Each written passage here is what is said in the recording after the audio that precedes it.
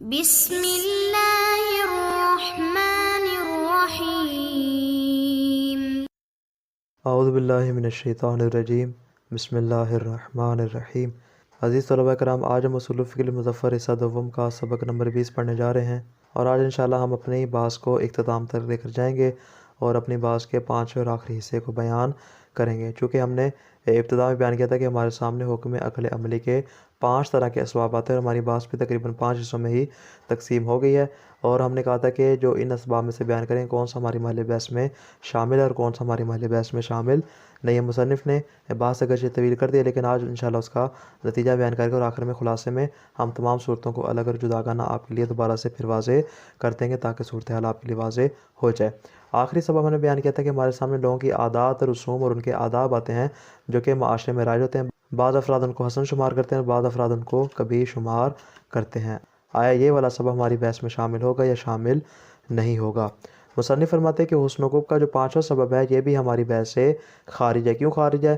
اس لیے کہ اس کو حسن و قبح عادی کا نام دیا جاتا ہے، یعنی اس کو بھی ہم حسن و قبح عقلی کا نام نہیں دیں گے، بلکہ اس کو حسن و قبح عادی کا نام دیں گے۔ لوگوں کی عادات سے مربوط ہوگا، چونکہ اس میں آراء عقلاء کا تطابق موجود نہیں ہوتا، بلکہ صرف صاحب عادات معیار قرار پاتے ہیں، لہٰذا معیار فقط وہی ہوں گے، عقلاء یہاں پر کسی طرح کا حکم نہیں لگا سکتے۔ اس اعتبار سے یہ بھی ہمارے محل بحث سے خارج ہے۔ کیوں؟ کیونکہ ہمیں معلوم نہیں ہے کہ جو عادت کسی کی ہے، فلاں علاقے کی ہے، فلاں لوگوں میں رائج ہے، یا فلاں قبیلے کی ہے، یا کسی ایک قوم کی ہے۔ فرماتے ہیں کہ ہمیں معلوم نہیں ہے کہ جو عادت ان کی ہے، آیا شارع کے لیے بھی ضروری ہے کہ وہ ان کی عادت کے مطابق حکم کرے، یا ایسا ضروری نہیں ہے؟ فرماتے ہیں یہ بھی ہمیں معلوم نہیں ہے۔ جب معلوم نہیں ہے، فرماتے ہیں یہاں پر ہم پھر ملازمہ کے حوالے سے بھی گفتگو نہیں کر سکتے، اور یہاں پہ ہم اس کے اوپر حکم بھی نہیں لگا سکتے۔ یہاں تک بات ہوگی مکمل کہ یہ جو عادات ہیں یہ ہماری بحث سے خارج ہیں۔ کیوں؟ اس لیے کہ ان کو حسن و قبح عادی کا نام دیا جاتا ہے۔ البتہ فرماتے ہیں کہ ہمارے پاس کچھ عادات ایسی ہیں کہ شارع جن کو موضوع بحث قرار دیتا ہے اور شارع ان کے بارے میں گفتگو بھی کرتا ہے، یعنی جب ہم شریعت کے کچھ مسائل دیکھتے ہیں تو ان میں ہمارے پاس کچھ ایسی عادات بھی آتی ہیں کہ شارع جن کو موضوع سخن قرار دیتا ہے۔ مثال کے طور پہ شارع کیا کہتا ہے کہ وہ لباس مشہور وہ تمہارے لیے پہنا گیا کبھی شمار ہوتا ہے۔ لباس مشہور سے مراد کیا ہے؟ یعنی وہ لباس جو کہ غیر مانوس ہو، جو آپ کے لیے موجب تحقیر یا موجب تسخیر شمار ہوتا ہے۔ فرماتے شارع نے اس کو کبھی سمجھا ہے۔ اسی طرح وہ امور جو عدالت انسانی کے لیے مضر شمار ہوتے ہیں ان کو بھی کبھی قرار دیا۔ مثال کے طور پہ جو شخص امام مسجد ہے جس کے لیے عدالت ہونا شرط ہے، وہ بازار میں کھڑے ہو کے مثال کے طور پہ کوئی چیز لے کے ریڑھی والے سے، دکان والے سے لے کے بازار میں کھڑا ہو کے کھا رہا ہو، اگرچہ فرماتے کبھی نہیں ہے حلال اس کے لیے کھانا، لیکن فرماتے کہ یہ اس کی عدالت کے لیے کیا ہے؟ شارع نے اس کو مضر شمار کیا ہے کہ یہ خلاف مروت شمار ہوتا ہے، لہذا اس کے لیے شارع نے کبھی قرار دیا ہے۔ فرماتے کہ اس طرح کی مثالیں ہمارے سامنے آتی ہیں کہ جن میں شارع نے ان کو موضوع سخن قرار دیا ہے، بعض کو شارع نے حسن قرار دیا ہے اور بعض کو کبھی قرار دیا ہے۔ البتہ فرماتے کہ یہاں ایک بات مد نظر رہنی چاہیے کہ یہ جن عادات کی ہم گفتگو کر رہے ہیں ان میں شارع نے جو حکم دیا ہے اس میں عقلاء یا صاحبان عادت کی اتباع نہیں ہے۔ شارع جو کہہ رہا ہے لباس مشہور حرام ہے یا خلاف مروت کام کرنا تمہارے لیے عدالت کے لیے مضر شمار ہوتے ہیں، فرماتے کہ یہاں پہ شارع جو کیا کر رہا ہے؟ عقلاء یا صاحبان عادت کی اتباع نہیں کر رہا، بلکہ شارع کیا کر رہا ہے؟ شارع یہاں پہ کسی چیز کے حسن یا قبح کا حکم لگا رہا ہے تو اس کی وجہ یہ ہے کہ چونکہ یہ چیز لوگوں میں موجب تعریف یا موجب تحقیر و تسخیر شمار ہوتی ہے، اس بنا پر شارع نے اس چیز کو معیار یہاں پہ قرار دے کے اس کے حسن و قبح کا حکم لگایا، یعنی معیار یہاں پہ یہ تعریف و تحقیر یا تسخیر کا ہونا معیار ہے، یہاں پہ اتباع عقلاء مراد نہیں ہوگی۔ بس شارع جس چیز میں مصلحت دیکھتا ہے وہ کہتا ہے کہ تمہیں اس عمل کو کرنا چاہیے، اس کو حسن قرار دیتا ہے، اور جس چیز میں مفسدہ کو دیکھتا ہے اس کے مطابق حکم لگاتا ہے کہ تمہیں اس کو انجام نہیں دینا چاہیے۔ مصنف فرماتے ہیں کہ اس اعتبار سے بھی دیکھیں تو یہ والی جو عادات ہیں یہ بھی ہماری بحث سے خارج ہو جائیں گے۔ کیوں؟ اس لیے کہ ہمارا مورد بحث کیا ہے؟ ہمارا مورد بحث وہ عادات ہیں جو عقلاء بیان کریں اور شارع ان کے مطابق حکم لگائے، جبکہ یہاں پہ ایسا نہیں ہے، بلکہ شارع کیا کر رہا ہے؟ شارع کا اپنا ایک الگ معیار قرار دے رہا ہے، عقلاء والے معیار کی یہاں پہ اصلا گفتگو ہی نہیں کی جا رہی۔ جب گفتگو نہیں کی جا رہی، فرماتے یہاں پر یہ ہماری بحث سے بھی کیا ہو جائے گا؟ خارج ہو جائے گا۔ یہاں تک بات ہوگی ہماری ان 5 اسباب کے بارے میں مکمل۔ مصنف آخر میں فرماتے ہیں کہ طویل بحث کی انتہا میں میں اب نتیجہ دینے جا رہا ہوں کہ حسن و قبح کے تیسرا جو معنی ہم نے بیان کیا تھا اس کے ہمارے سامنے کئی ایک اسباب اور علل آتے ہیں. البتہ سارے کے سارے علل اسباب ہمارا مورد بحث نہیں ہے، بلکہ ان میں سے 3 اسباب جو ہماری بحث سے خارج ہیں، کہ جس میں خلقت انسانی، انفعالات انسانی اور عادات انسانی شامل ہیں. تینوں کی تینوں کیا ہیں؟ ہماری بحث سے خارج ہیں. لیکن فرماتے ہیں کہ جہاں پہ کمال و نقص ہو جو ہم نے پہلی صورت بیان کی تھی، یا وہاں پہ مسئلہ تو مفسدہ ہو جو دوسری صورت بیان کی تھی، مطلب 2 صورتوں میں بھی اگر یہ شخصی ہوں گے تو خارج از بحث ہیں. لیکن اگر کمال و نقص اور مسئلہ تو مفسدہ نوعی ہوں گے، ان میں ادراک نوعی ہوگا، تو یہ ہماری بحث میں شامل ہو جائیں گے. یہ ہے ہماری کلی بحث کا نتیجہ. مصنف فرماتے ہیں وَهَذَا الْحُسْنُ وَالْقُبْحُ أَيْضًا لَيْسَ عَقْلِيَّيْنِ. فرماتے ہیں کہ یہ جو حسن و قبح، کون سے والے؟ حسن و قبح عادی کی بات کر رہے ہیں. فرماتے ہیں یہ حسن و قبح عادی جو عادات اور آداب و رسوم سے متعلق ہیں، ان کو بھی ہم حسن و قبح عقلی کا نام نہیں دے سکتے. پھر کیا کہیں گے؟ بل ينبغي ان يسمى عادیین، بلکہ ان کو حسن و قبح عادی کا نام دیا جائے گا. کیوں؟ لأن منشاہما العادہ، اس لیے کہ ان کا جو منشا، ان کی علت ہے وہ کیا ہے؟ عادت ہے. عادت کی وجہ سے یہاں پہ حکم لگا رہے ہیں، وکلاء کی وجہ سے حکم نہیں لگا رہے. یہاں صاحبان عادت کو دیکھا جائے گا، وکلاء کو نہیں دیکھا جائے گا. وَتُسَمَّى الْقَضَايَا فِيهِمَا فِي عُرْفِ الْمَنَاطِقَةِ الْعَادِيَاتِ. فرماتے ہیں کہ منطقیوں کی اصطلاح میں اس طرح کی قضایا کو قضایا عادیات کا نام دیا جاتا ہے. جس طرح ہم نے گزشتہ کہا تھا قضایا انفعالات کا نام دیا جاتا ہے، اسی طرح فرماتے ہیں کہ ان کو قضایا عادیات کا نام دیا جاتا ہے. پس یہ قضایا مشہورہ سے کیا ہو جائیں گے؟ خارج ہو جائیں گے. وَلِذَا لَا يَدْخُلُ أَيْضًا هَذَا الْحُسْنُ وَالْقُبْحُ فِي مَحَلِّ النِّزَاعِ. اس اعتبار سے یہ والا حسن کو بھی ہماری بحث میں شامل نہیں ہوگا. کیوں؟ اس لیے کہ حسن کو بھی عقلی نہیں، جب عقلی نہیں ہماری بحث میں شامل بھی نہیں ہوگا. اسی طرح فرماتے ہیں وَلَا نَقُولُ نَحْنُ أَيْضًا. البتہ ایک بات آپ کے ذہن میں رہے کہ ہم اس بات کے یہاں پہ قائل نہیں ہو رہے کہ بِلُزُومِ مُتَابَعَةِ الشَّارِعِ النَّاسِ فِي أَحْكَامِ هَذِهِ، کہ جتنے بھی احکام ہیں، یہ جتنے بھی احکام ہیں ہم نے عادی بیان کیے، امور عادی، فرماتے ہیں ان میں شارع کے لیے ضروری نہیں کہ وہ لوگوں کی اتباع کر رہا ہے، اس بنا پر شارع کیا کر رہا ہے؟ اس بات کا حکم دے رہا ہے. نہ، فرماتے ہیں یہ مراد نہیں. کیوں؟ اس لیے کہ لأنہم لم يحکموا فیہا بما هم وکلا بما هم معتادون. اس لیے کہ وہ اس اعتبار سے حکم نہیں کر رہے کہ وکلا بما هم عادت کے اعتبار سے حکم نہیں لگا رہے، اے بدافع العادت، یعنی عادت کو مد نظر رکھے اس کے اوپر حکم نہیں لگا رہے، بلکہ شارع یہاں پہ کیا کر رہا ہے؟ شارع یہاں کے شارع کا معیار یہاں پہ تھوڑا سا الگ ہے. وہ اس اعتبار سے چونکہ یہ چیز موجب تعریف یا تحقیر و تسخیر شمار ہوتی ہے، اس کو معیار قرار دے کے شارع حکم لگا رہا ہے، نہ کہ اس اعتبار سے کہ چونکہ یہ وکلاء کی عادت شمار ہوتی ہے. فرماتے اس اعتبار سے شارع حکم نہیں لگا رہا. نعم بعض العادات قد تکون موضوعا لحکم شارع. فرماتے بعض عادات ہمارے پاس ایسی آتی ہیں جو کہ شارع جن کو موضوع سخن قرار دیتا ہے. مثل حکم ہی بحرمت لباس الشہرہ اے اللباس غیر المعتاد لبسہ عند الناس. فرماتے ہیں کہ شارع حکم لگاتا ہے کہ تمہارے لیے لباس شہرت پہننا حرام ہے. لباس شہرت میں کیا ہے؟ یعنی ایسا لباس کہ جو آپ کے معاشرے میں، آپ کے علاقے میں پہننا لوگوں کے نزدیک جو عادی شمار نہ ہوتا ہو. البتہ فرماتے لیکن هذا الحکم اللہ لاجل المتابعۃ لحکم الناس.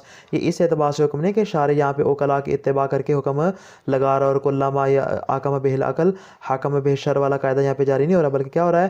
بل لأن مخالفت الناس فی ذیہم علی وجہ یثیر فیہم السخریہ والاشمئزاز فیہ مفسدۃ موجبۃ لحرمت هذا اللباس شرعا.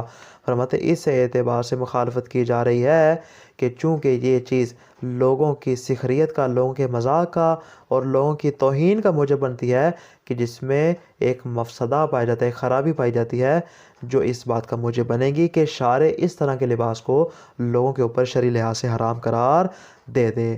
البتہ فرماتے وَهَذَا شَيْءٌ آخر، یعنی فرماتے کہ یہاں پہ جو سخریت اور اشمئزاز اور جو مذمت کو یا اس کے علاوہ دیگر چیزوں کو، موارد کو مراد لیا جا رہا ہے، فرماتے ہیں کہ یہ شیء آخر ہے غیر ما نحن فی، ہم جس کے بارے میں گفتگو ہیں اس کے ساتھ اس کا کوئی تعلق نہیں. یہاں پہ اصلا ملازمہ نام کی کوئی چیز موجود نہیں ہے، بلکہ یہاں پہ وکلاء جس چیز کو معیار قرار دے رہے ہیں وہ معیار یہاں پہ موجود نہیں ہے. پاس ہماری بحث سے کیا ہو جائے گا؟ خارج ہو جائے گا. فتحصل من جمیع ما ذکرنا. فرماتے اب تک جو ہم نے آپ کے لیے 5 طرح کے اسباب بیان کر دیے، ان سے اب ہم نتیجہ لینے جا رہے ہیں. نتیجہ کیا لینے جا رہے ہیں؟ مصنف پہلے فرماتے ہیں، میں تھوڑی سی معذرت کرتا ہوں، قد اطلنا الکلام، میں نے تھوڑی سی گفتگو طویل کر دی، اور ہم نے بھی آپ کی سمع خراشی کے لیے اس کو 5 حصوں میں تقسیم کر دیا. لغرض کشف الموضوع کشفا تاما، اس لیے کہ آپ کے لیے معنی نفی اور موضوع آپ کے لیے مشخص ہو جائے کہ ہم جس حسن و قبح عقلی کے بارے میں بات کر رہے ہیں اس کے موارد کون کون سے ہیں، کون سا ہماری بحث میں شامل ہوگا اور کون سا ہماری بحث میں شامل نہیں ہوگا۔ انہ لیس کل حسن و قبح بالمعنی الثالث موضع للنزاع مع الاشاعرہ، فرماتے ہیں کہ حسن و قبح کا جو تیسرا معنی ہے، فرماتے ہیں وہ سارے کے سارے اس کے جتنے بھی اسباب ہیں وہ سارے کے سارے اشاعرہ کے ساتھ موضع اختلاف قرار نہیں پا رہے، بل خصوص و ما کان سببہ ادراک و کمال الشیء اور نقص ہی، بلکہ فقط وہ مورد بحث ہے کہ جہاں پہ ہم کسی چیز کے کمال کا ادراک کر رہے ہیں یا کسی چیز کے نقص کا ادراک کر رہے ہیں، علی نحو کلی، بطور نوعی کے۔ یہ قید لگانا ضروری ہے۔ اگر شخصی کی بات کریں تو ہم نے کہا تھا شخصی ہماری بحث سے کیا ہو جائے گا، خارج ہو جائے گا۔ ہماری گفتگو ہے کس کے بارے میں؟ اس کمال اور نقص کے بارے میں جو کہ کمال نوعی ہو تمام انسانوں کے درمیان برابر، جیسے کہ علم اور جہل کی ہم نے مثال پیش کی تھی۔ وما کان سببہ ادراک و ملائمتہ او عدمہا علی نحو کلی ایضا، اس طرح فرماتے کہ وہ چیز جس کی ملائمت کا ادراک یا عدم ملائمت کا آپ ادراک کر رہے ہوں، البتہ وہ بھی کیا، بطور کلی کے طور پر، من جہت مصلحت نوعیہ، یا اس چیز کے اندر مصلحت نوعی موجود ہوگی، او مفسدت نوعیہ، یا اس کے اندر کیا ہوگا، ایک مفسدہ نوعی موجود ہوگا۔ اس اعتبار سے کیا کرتے ہیں ہم، بطور نوعی کے، بطور کلی کے تمام افراد کے اوپر اس کا حکم لگاتے ہیں۔ فرماتے ہیں ہماری گفتگو جو ہے فقط اسی مورد میں ہوگی۔ فإن الأحکام العقلیۃ الناشئۃ من هذه الاسباب ہی احکام للعقلاء بما هم عقلاء، فرماتے ہیں عقلاء بما هم عقلاء کی حیثیت سے فرماتے ہیں کہ یہی وہ اسباب ہیں کہ جن کو ہم احکام عقلیہ کا نام دے سکتے ہیں اور جن کے اوپر حسن و قبح کا حکم لگا سکتے ہیں عقل عملی کے اعتبار سے۔ وہی التی ندعی فیہا ان الشارع، فرماتے ہیں یہی وہ چیز ہے کہ جس میں ہم دعویٰ کرتے ہیں کس بات کا، کہ ان الشارع لا بد ان یتابعہم فی حکمہم، کہ کل ما حکم بہ العقل حکم بہ الشرع، کے شارع کے اوپر بھی ضروری ہے کہ وہ کیا کرے، حکم عقلاء کی اتباع کرتے ہوئے انہی کے مطابق کیا کرے، اس کا حکم لگا دے۔ وبہذا تعرف، فرماتے اسی سے معلوم ہو جائے گا کہ ما وقع من الخلط فی کلام جملۃ من الباحثین عن ھذا الموضوع، فرماتے ہیں بعض افراد جو بعض بحث کرنے والے ہیں انہوں نے کیا کر دیا ہے، اس کلام میں خلط واقع کر دیا ہے اور ان دونوں کو آپس میں ملا دیا، حالانکہ ایسا درست نہیں ہے، بلکہ جس طرح ہم نے اس کو الگ الگ آپ کے لیے واضح کر دیا ہماری تمام مثالوں کے ساتھ، انشاءاللہ آپ کے لیے واضح ہو چکا ہو کہ ہماری گفتگو صرف دو مقامات کے بارے میں ہے، جہاں پہ کسی چیز کے کمال کا ادراک ہو یا اس کے نقص کا ادراک ہو، البتہ بطور کلی، بطور نوعی۔ اس کے علاوہ جو ہم نے جتنی باقی مثالات پیش کی، خلقیات کی مثال دی، انفعالات کی مثال دی، عادات کی مثال دی، ان کو ہم اپنی بحث سے کیا کر دیں گے، خارج کر دیں گے۔ تو خلاصہ کیا ہوا آج کے درس کا، کہ حسن و قبح کے متعلق حکم عقلی عملی کے ہمارے سامنے کلی طور پر 5 طرح کے اسباب آتے ہیں۔ 5 اسباب کون کون سے؟ یہ حقیقت میں آج کے درس کا خلاصہ نہیں ہے، بلکہ جو ہم نے کلی 5 درس بیان کے 5 حصوں میں، یہ ان تمام درسوں کا خلاصہ ہے۔ اسے انشاءاللہ آپ کے لیے صورتحال مزید واضح ہو جائے گی۔ کون کون سے اسباب؟ فرماتے پہلا سبب ہمارے پاس آتا ہے کمال اور نقص کا ادراک کرنا، کسی چیز کے کمال کا یا کسی چیز کے نقص کا ادراک کرنا۔ دوسرا ہمارے پاس سبب آتا ہے کسی چیز کے مصلحت اور کسی چیز کے مفسدہ کا ادراک کرنا۔ تیسرا ہمارے پاس آتا ہے خلقیات انسانی کے بارے میں اس کے حسن و قبح کا ادراک کرنا۔ اسی طرح انفعالات انسانی کے بارے میں حسن و قبح کا ادراک کرنا۔ اور ہمارے پاس پانچواں سبب آتا ہے کہ عادات انسانی، جس میں ہم نے رسم و رواج اور آداب وغیرہ کو بھی شامل کیا تھے، سارے کے سارے عادات کہ جن میں سے بعض کے اوپر حسن کا اور بعض کے اوپر قبح کا حکم لگایا جاتا ہے۔ کلی طور پر ہمارے سامنے اس نقشے میں کیا ہے، 5 طرح کے اسباب آتے ہیں۔ اب ہم بیان کریں گے ان 5 اسباب میں سے کون سا محل بحث میں شامل ہے اور کون سا محل بحث میں شامل نہیں ہے۔ فرماتے کمال اور نقص اور مصلحت و مفسدہ کی آگے 2 قسمیں آ جائیں گی، ایک ہے شخصی اور دوسری آگے آ جائے گی نوعی۔ جہاں تک تعلق ہے شخصی کا، فرماتے شخصی جو ہے ہماری بحث سے خارج ہے۔ کیوں؟ اس لیے کہ ہمارے پاس جتنے بھی احکام عقلاء آتے ہیں وہ ہمیشہ نوع کے اوپر ہوتے ہیں، یعنی وہ عمومی ہوتے ہیں، سارے کے سارے افراد کو شامل ہوتے ہیں، وہ کسی ایک فرد کے ساتھ یا کسی ایک چیز کے ساتھ خاص نہیں ہوتے۔ لہذا اس بنا پر کمال و نقص شخصی اور مصلحت و مفسدہ شخصی ہماری بحث سے کیا ہو جائے گا، خارج ہو جائے گا۔ لیکن جو کمال و نقص نوعی ہے یا مصلحت و مفسدہ نوعی ہے وہ ہماری بحث میں کیا ہو جائے گا، شامل ہو جائے گا۔ تو گویا کیا نتیجہ نکلا، کمال و نقص اور مصلحت و مفسدہ میں صرف ایک مورد ہے جو ہماری بحث میں شامل ہے۔ خلقیات میں دیکھیں، فرماتے ہیں خلقیات میں ہم نے 2 صورتیں بیان کی تھی کہ بعض ایسے ہیں کہ جہاں پر ہم کمال و نقص کا ادراک نہیں کرتے اور مصلحت و مفسدہ کا ادراک نہیں کرتے۔ فرماتے ہیں جہاں پہ مصلحت و مفسدہ یا کمال و نقص کا ادراک موجود نہ ہو، اس کو ہم نے کہا تھا یہ ہماری بحث سے خارج ہے۔ لیکن اگر وہ خلقیات ایسے ہوں کہ جس کے اندر کمال و نقص کا ادراک ہو یا مصلحت و مفسدہ کا ادراک ہو، تو فرماتے ہیں یہ اس والی صورت میں شامل ہو جائے گا، اور اس میں بھی نوعی کے اعتبار سے ہم اس کیا کر دیں گے، اس کو اپنی بحث میں شامل کریں گے۔ حقیقت میں جو کمال و نقص اور مصلحت و مفسدہ والی بحث ہے وہ اس کے اندر شامل ہو جائے گی، خلقیات کے اندر ہماری بحث نہیں ہوگی، یہ ہماری بحث سے کیا ہو جائے گی، خارج ہو جائے گی۔ اور جو انفعالات کی بات تھی اس میں ہم نے کیا کہا تھا کہ یہ ہمارے سامنے آتا ہے حسن و قبح انفعالی کے نام سے، اس کو ہم حسن و قبح عقلی کا نام نہیں دے سکتے، اس کو بھی ہم نے اپنی بحث سے خارج قرار دے دیا تھا۔ اور پانچ ہمارے پاس آتا عادات کے، جس کو ہم نے کہا تھا کہ اس کو حسن و قبح عادی کا نام بھی دیا جاتا تھا، البتہ یہ بھی فرماتے ہیں ہماری بحث سے خارج ہے۔ اور بعض عادات ایسی ہیں لیکن فرماتے ہیں اگرچہ عادات ہمارے پاس ایسی آتی ہیں لیکن شارع کا وہاں پہ جو حکم ہوتا ہے اس کا معیار اور ہے، وہ عقلاء کے مطابق چونکہ حکم نہیں لگاتا، لہٰذا عادات کی بھی جتنی بحث ہے وہ ہماری بحث سے کیا ہو جائیں گی، خارج ہو جائیں گی۔ السلام علیکم ورحمۃ اللہ وبرکاتہ۔